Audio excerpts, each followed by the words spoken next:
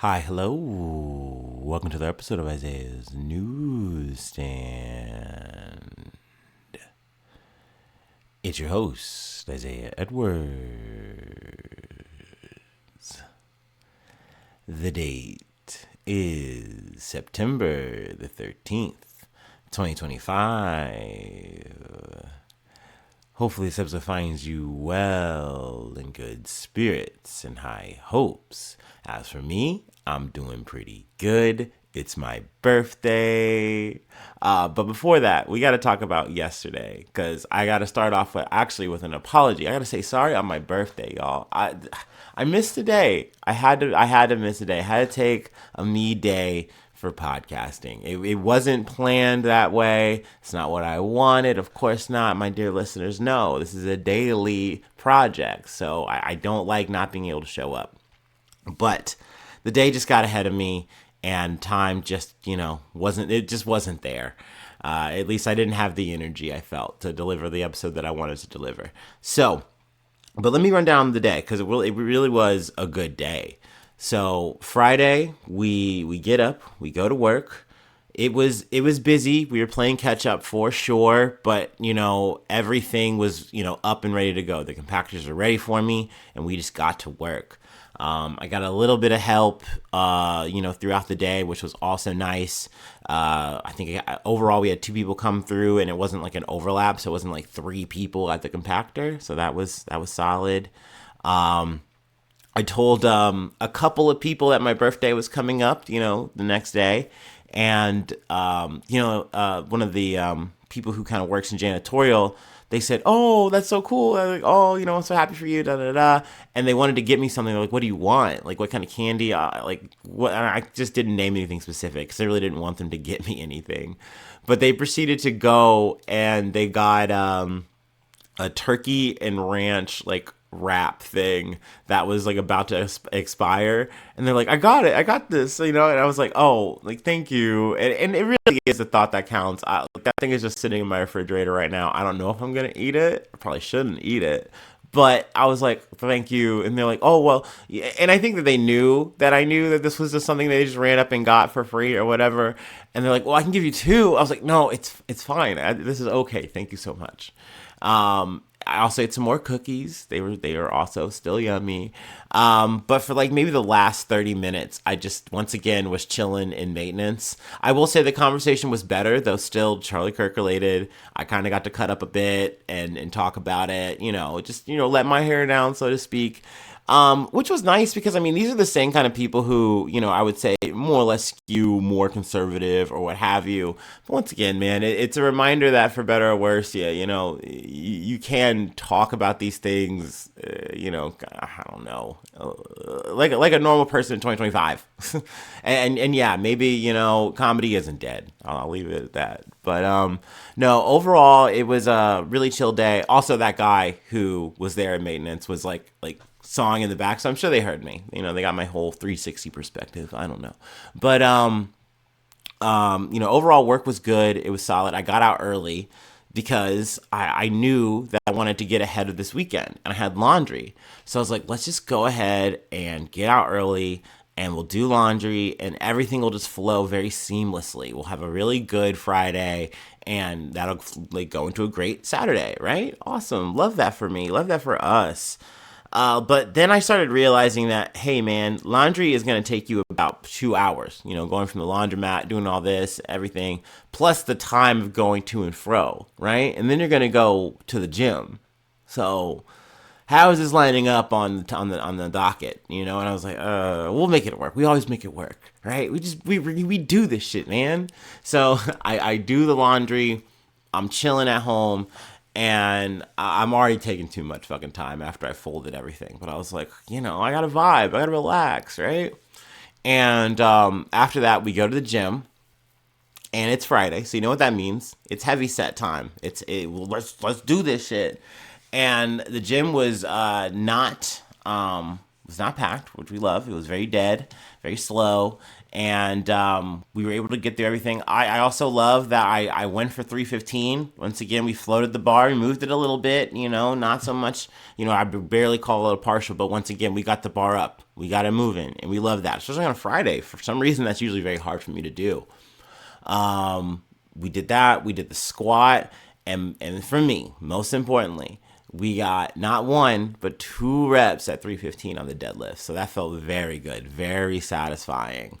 For my last lift at 34, I was like, yes. And then so I'm getting this vibe, and I'm like, no, we're doing a whole day, man. We're not closing out our last session doing like a partial day. I kind of just refused for some reason.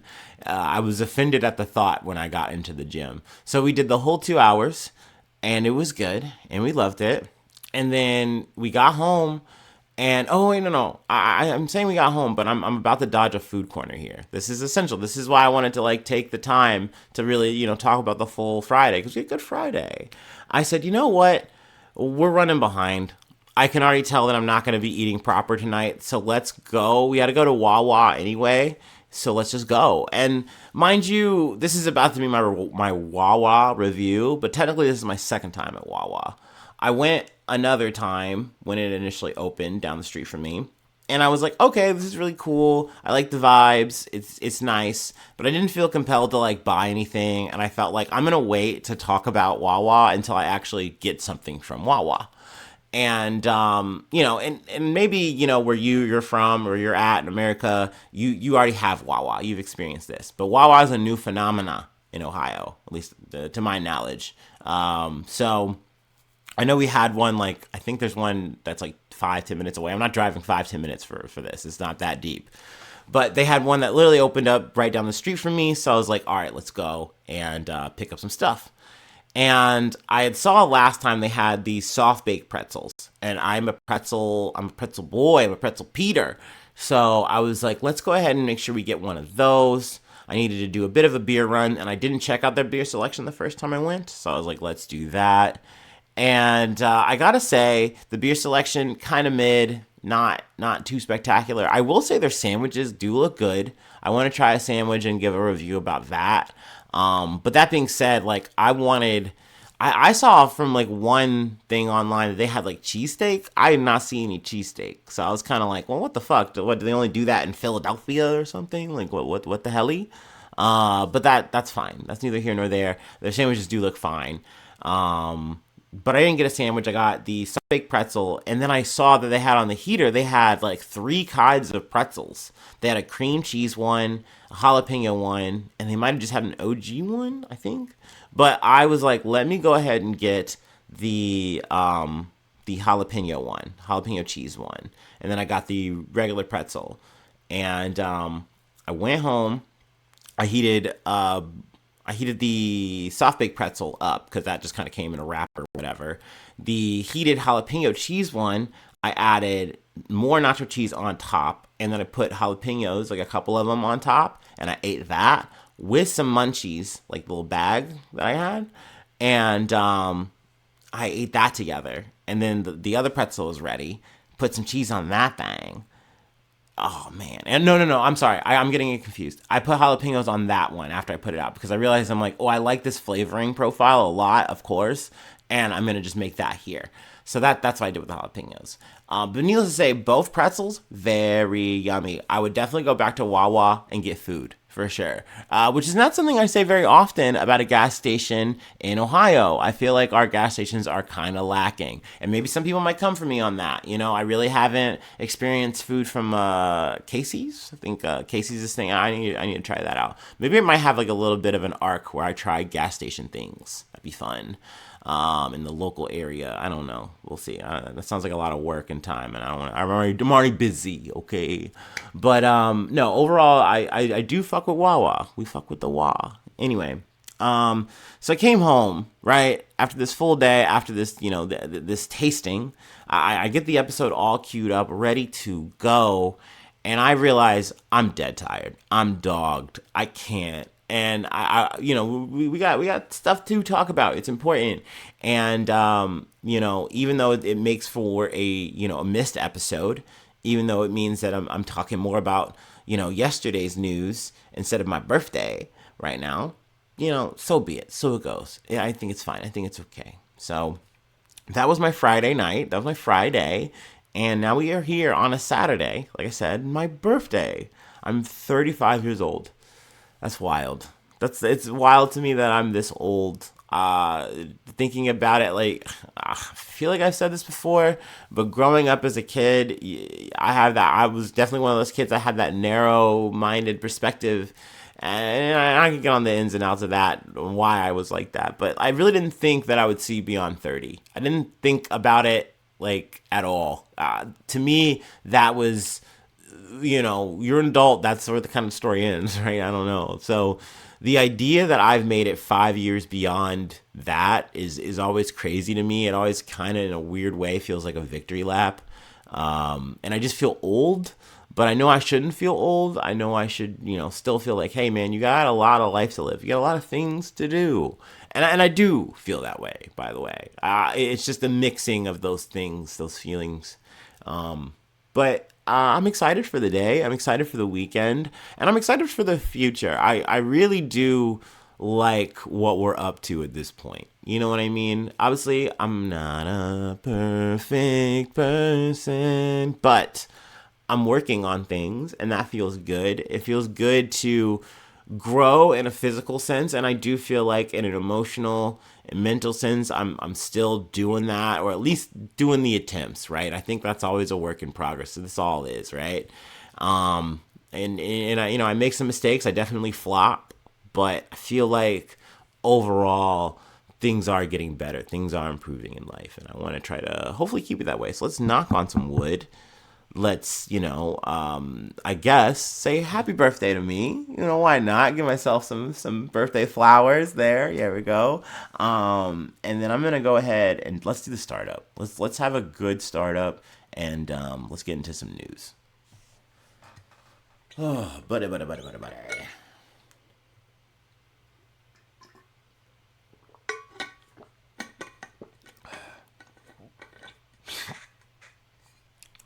Ba-da-ba-dum.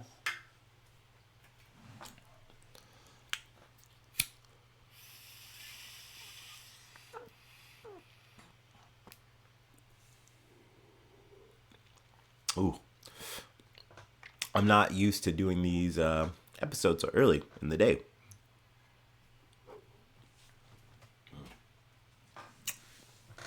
All right. First story comes from Yahoo News. Bullet engravings, CCTV, interviews with family and friends.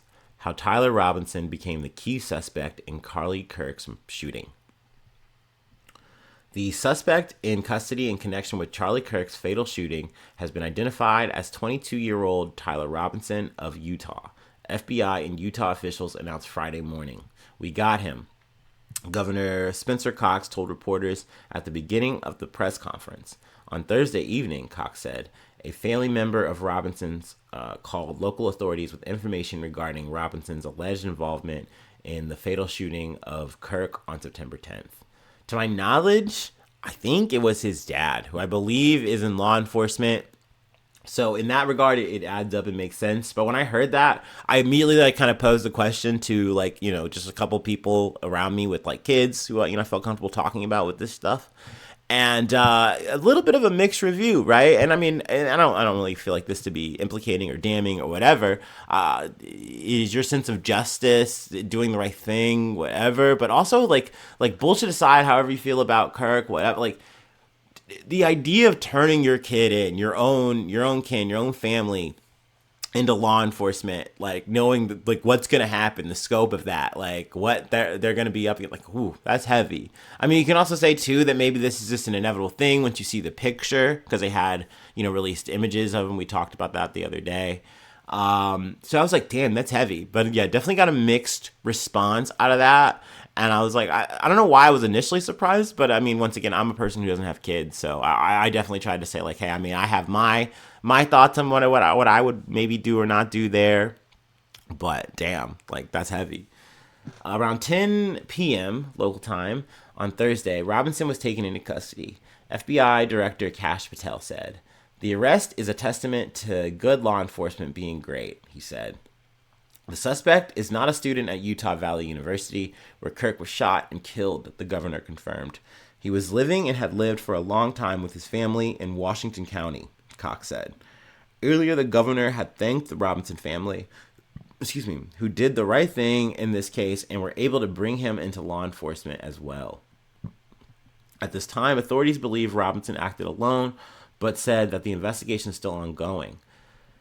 Let's scroll ahead. Investigators reviewed surveillance footage of Robinson arriving on the UVU. I don't know why it's so hard for me to say that. UVU campus in a gray Dodge Challenger at 8:29 a.m. local time on September 10th. He was observed on surveillance video wearing a plain maroon t-shirt, light-colored shorts, a black hat with a white logo, and light-colored shoes at the time, Cox said. When investigators in Washington County encountered Robinson Thursday night, he was wearing clothing consistent with surveillance images. Cox told reporters that a family member of Robinson's was interviewed by investigators and said he had become more political in recent years. They mentioned a recent encounter at a dinner Robinson attended prior to September 10th. During the conversation, the family member said Robinson mentioned that Charlie Kirk was coming to UVU. Robinson and another family member talked about Kirk's viewpoints and why they didn't like him, and said Kirk was full of hate and spreading hate. The family member also confirmed that Robinson drove a gray Dodge Challenger, as seen in the surveillance video. Investigators also interviewed someone who was identified as Robinson's roommate. Cox said the roommate and showed investigators messages he and Robinson exchanged through the chat app Discord. So Discord is making another fucking appearance here in the political scene. And in terms of either, I feel like the last time we talked about this was like some military leaks, the Jack Teixeira thing. I feel like that was the last time we talked about a Discord incident. And now it looks like it was maybe potentially used in an assassination, but Discord is coming out to dispute that. We'll get there, which authorities took photos of. Cox described the messages that the roommate received from a contact named Tyler, which included references to needing to retrieve a rifle from a drop point, leaving the rifle in a bush, and watching the area where the rifle was left wrapped in a towel. There were also messages from Tyler that referred to engraving bullets, that the scope and rifle were unique, and that he changed outfits. A Discord spokesperson later disputed some of the details shared by officials during Friday's press conference, saying the messages cited were not believed to have been sent on Discord. And I'm like, that doesn't make sense. Because how are you saying you found these messages on Discord, but they weren't sent there? Like, what are we talking about here? I'll read the statement. We are deeply saddened by this tragedy and extend our condolences to the Kirk family and everyone affected. In the course of our investigation, we identified a Discord account associated with the suspect, but have found no evidence that the suspect planned this incident or promoted violence on Discord. The Discord spokesperson said in a statement sent to Yahoo. So essentially, they're just trying to say, hey, they weren't necessarily doing anything on Discord, but, once again, there were messages. So it's like, okay, whatever. Fine. I'm sure that's something we'll come back to as a society or whatever. I'm sure the discourse might trickle back there, but that's not really neither here nor there right now. A rifle wrapped in a dark towel was found by officials Thursday in a wooded area on the edge of Utah Valley University, officials said. The weapon was a Mauser Model 98 bolt-action rifle with a scope mounted on top of it. There were also bullet casings discovered by investigators that had inscriptions engraved on them, Cox said. One of the casings that was fired read, "Notice his bulge. Oh, whoa, what's this?" And this is where the story, I feel like, does take this weird spiral turn, right? Because I think we can all kind of feel like up until this point we know what kind of person we're fucking with here, maybe. But this is where I don't think we do, right? And I think that everyone's kind of going to go and go into their own camps and reasoning about who this guy is, what he's about. And I mean, we still are going to need more details and things to drop. But this guy is giving like 4chan shit poster. He's giving Groiper. Like I'm thinking something like of a Nick Fuentes, and of course you're thinking, well, that's like, that's still on the right, bro. It's like, yeah, but this is like far right type shit. And it's one of those things where it doesn't necessarily align with a type A Charlie Kirk in the fucking first place. So you can kind of see how, okay, you can be of both thoughts. But that being said, does it really matter to people on the right, to people who are kind of initially just kind of walking into this and not knowing details? No. To them, this is radical either way. And it's like, oh, well, maybe they are leftists. Who cares? Da da da da. Like, it's still anti what I am about. So therefore, it's still bad and boo. And all these people like this should be blah. Like, it still leads to the same kind of conversation points and notes. But let's get into more of these bullet casing stuffs. There were 3 unfired casings with inscriptions on them that read, "Hey fascist catch," with an up arrow symbol, right arrow symbol, and 3 down arrow symbols. What I've gathered from that's like from Helldivers, and it's a fucking meme thing, and it's like a bomb thing, like you're sending that, and essentially that's what he's saying, like, "Hey fascist catch," and it's like a bomb. Then there's "Oh Bella Ciao, Bella Ciao, Bella Ciao, Ciao," Ciao, sorry. Which is like an Italian, like song, and I believe it's like kind of become like a song that was like a revolution. It became like a revolutionary song or whatever. But right wingers, like on the far right or whatever, kind of use it as like a troll thing, to my knowledge. So there's that, and then the last one they have the last one they have here of the bullet casings. "If you read this, you are gay, Lamau." And I've been seeing that like for over the past like 24 hours, like in notes and stuff, and I was like, where is this coming from? It's coming from this. So, and the same thing with the up down arrow bullshit thing. So it's like, all of this shit is very meme. It's very fucking troll account bullshit. So once again, man, I feel like this guy has been painted as some like leftist radical, whatever, but it's also looking like maybe not so much. But once again, when the shit all boils down, people really don't care, and people are still going to use these moments to push their narrative, to push their agenda. It's always the fucking same shit. It's no different. Let's see. On Thursday, the FBI released the first images of an individual it described as a person of interest in the fatal shooting of Kirk at UVU in Orem, Utah, as the manhunt for the suspect entered its first full day. FBI Salt Lake City field office posted 2 photos on X on Thursday of an individual in a stairwell wearing a baseball cap, sunglasses, and a dark long sleeve shirt with an American flag logo. Let's see. I mean, that's more or less the relevant stuff in this article that I wanted to pull. So, I mean, he's off the streets. Yes, I think this is a good thing. That he's off the streets. We now move into this phase where it's like, yes, was I happy that Charlie Kirk got his fucking shit rocked in the neck? Yeah, I was. You caught me. Guilty. I'm guilty of that. Also, we're definitely in the aftermath of that, where we have people reacting and responding to that, and then people being like, "Oh, we're gonna dox you for this. We're gonna make sure you lose your job for this," and that's become a thing now. And I mean, like, sadly, I hate seeing this shit because it's very annoying. But it's not new to me. I noticed that when, we had the whole October 7th, situation, and post that, people make these same kind of moves and before that, time immemorial. But, we now move into this phase of like, well, we're talking about this shooter. What are they about? What was their intention? Well, we still have a lot to learn in that regard. I think some people are going to take this as like it's a Mangione type of thing.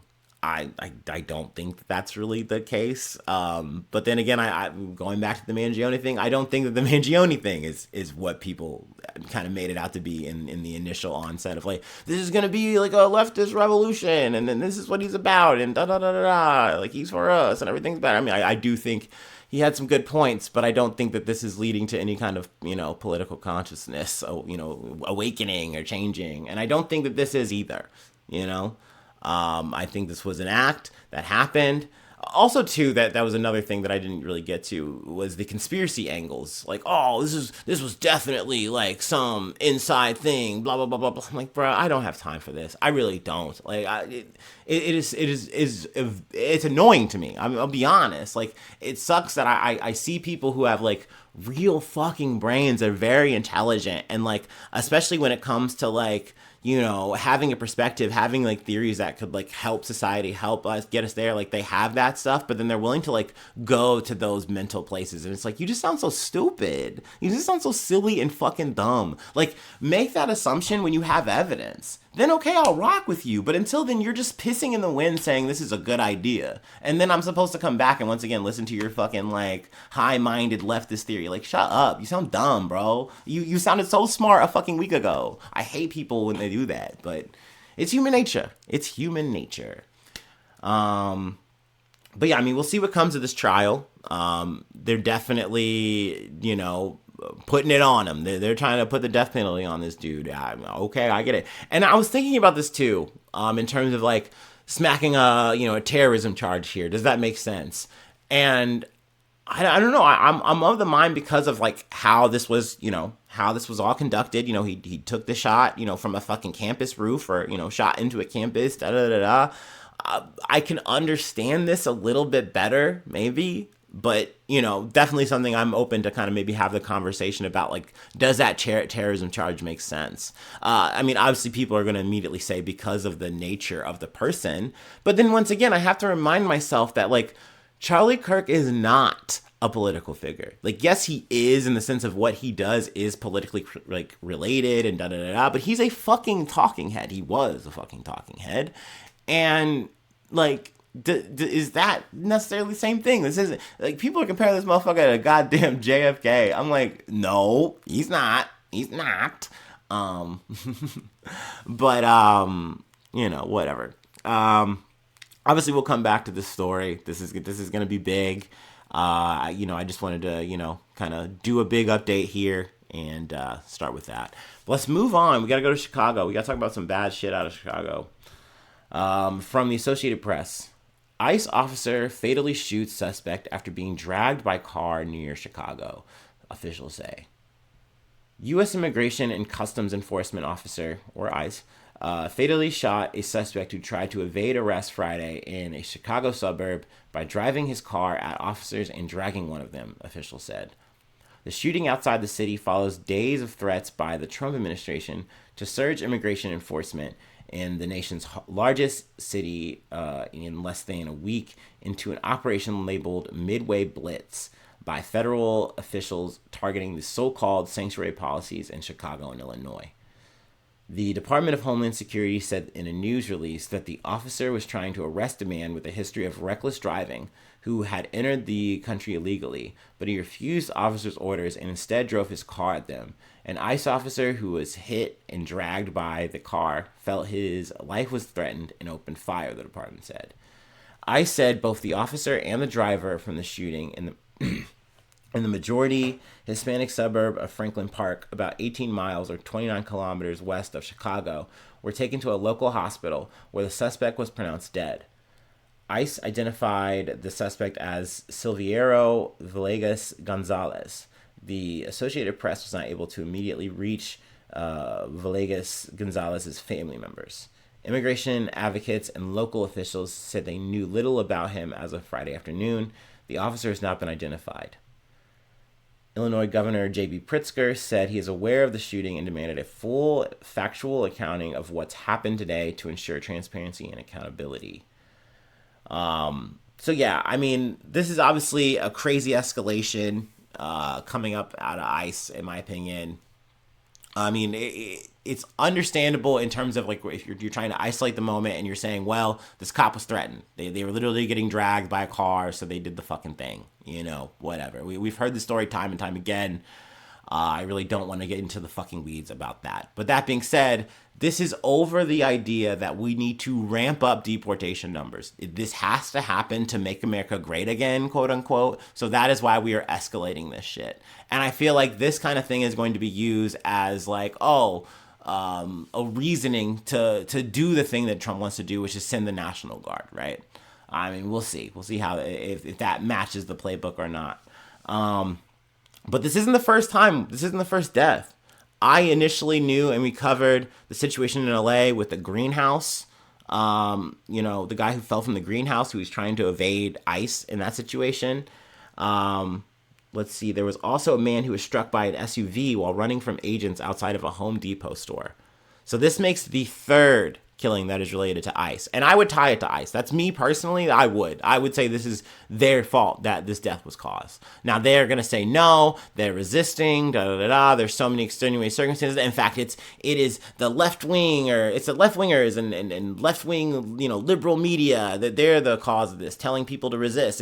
It's these, democratic left wing radicals, in politics and in power that are telling people to fight it. It's like, dude, no, like, we're all trying to stand together in solidarity because you guys are coming here and just picking us off, scooping us up, and then fucking kicking us out of the country, or at least trying to. It's just frustrating. I was talking to a coworker, and they were telling me a story about one of their loved ones. They have a daughter, and they're in a relationship with someone who is not from here legally. And, they've been going on, I think, it feels like almost maybe around a year or so now. But obviously with the tensions and things rattling up, like, they're really low on options of what they can do. And this is a person who has been in America pretty much all their life. This is all they know since they were like a wee little lad. And the idea of having to go to another, go back to their quote unquote home country, a place they haven't been since they were 4 years old or something. Like, they don't know anyone. They have no connections. All their connections and family and people that they have are here. Their family is here with this person that they have, and it's crazy that they have to, live, looking over their shoulder every single day. You know what I mean? And then imagine what happens when that fucking day comes and you have an ICE officer, telling you to get out of the car, and they're about to fucking take you away. And they're going to call you a criminal because you have a reckless driving, ticket, citation, whatever the fuck. I'll put that in quotations. They're going to call you a criminal because you're here, because you exist here. That is essentially what they're going to do, and that is going to be their fucking mandate for doing what they're about to do to you, Once again, I'm not advocating doing the shit. I'm not advocating, running over a cop, doing shit, whatever, law enforcement. Obviously fucking not. But people want to take that shit out of it and just go, you should just comply. You should just do what they're asking. Okay. All right. That's really easy to do, from your fucking pearly white perspective. All right. In your fucking ivory ass tower. Okay. Sure. Anyway, I don't want to get heated. It's my fucking birthday, bro. Let's go ahead and move on to our next story. We got looks like maybe a final update from the Menendez saga. And we got to cover the wife. Got to cover Nadine, right? I'm getting her name wrong. Nadine. Yes, Nadine. Nadine. Sorry. All right. Let me take a water break.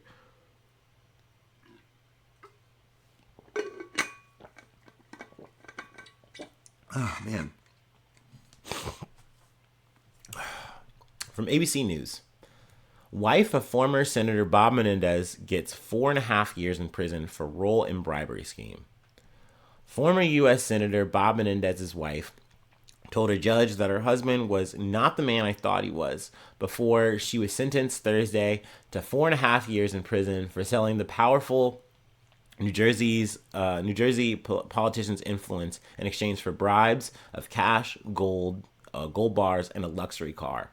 A luxury car specifically for her, by the way, that she wanted and that she was pushing for, and that we have evidence in the text messages. I need to make that clear. That's part of my little point that I'm probably going to get to before we leave this story. But U.S. District Judge Sidney H. Stein sentenced Nadine Menendez, 58, after she was convicted in April of colluding from 2018 to 2023 with her husband, the former Democratic chairman of the Senate Foreign Relations Committee, in a variety of corrupt schemes, some involving assisting the Egyptian government.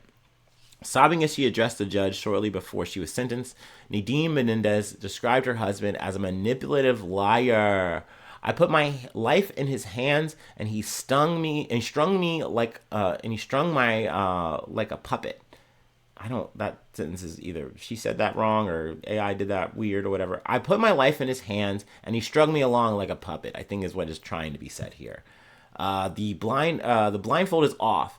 I now know he's not my savior. He's not the man I thought he was. This is a play. And don't get me wrong, I think maybe this is a play that even Bob Menendez is okay with. I think he's kind of okay with them like putting the blame on him. Prior to the hearing, Bob Menendez submitted a letter to the judge saying he regretted that he didn't fully preview what his lawyer said about his wife during his trial and in closing arguments. Let's see. To suggest that Nadine was money hungry or in financial need and therefore would solicit others for help is simply wrong, he wrote. So essentially, he's still going to bat for her, despite the fact of knowing that, like, she's saying, like, this shit about him now. I would have never imagined someone of his ranking putting me in this position, she said, though she acknowledged that in some retrospect, she was a grown woman and should have known better. Yeah, you should have known better, by the way. And it's like, at the end of the day, you needed a new fucking Mercedes Benz because you, I believe, ran over somebody, and you're like, I need a new one. So let's make this fucking shit happen. What do I need to get you to make this shit work? And there was nights where we have like text strings between Bob Menendez and Nadine Menendez talking about this shit like they're goddamn Bonnie and Clyde. Like, no, I just do not believe that you had the wool over your eyes and like he Nosferatu'd you into doing all this fucking shit for him. No, boo that. You guys are partners in what? Crime. You guys did crime, okay? And just like I didn't like how Menendez tried to do the thing of like, oh, I'm Cuban. This is just how we hold our money. We hoard it in our fucking sports coats, blazers or whatever, and we put gold in our shit. No, dude. You were Googling how to fucking like launder a gold bar, pretty much. And then you just were sitting on the shit. Like, you guys got in over your head, and these Egyptians are playing you like a fucking fiddle, as they should, dude. Like, what the fuck? This was easy pickings. So yeah, I mean, at the end of the day, this feels like justice is served. Granted, she's not going to go to jail till I think June 10th of next year, or July 10th. I'm sorry, next summer. She has been battling breast cancer, so that is why there was a delay in her sentencing, her trial, and stuff like that. So, more or less, that's kind of the end of that. But I did want to like put my stank on that, my little 2 cents. But we have one more story that I wanted to cover. Oh, excuse me. And we got to go to El Salvador. We got to talk about, a little bit of that white lightning in the water. But let's go ahead and take our last break and we'll close it out.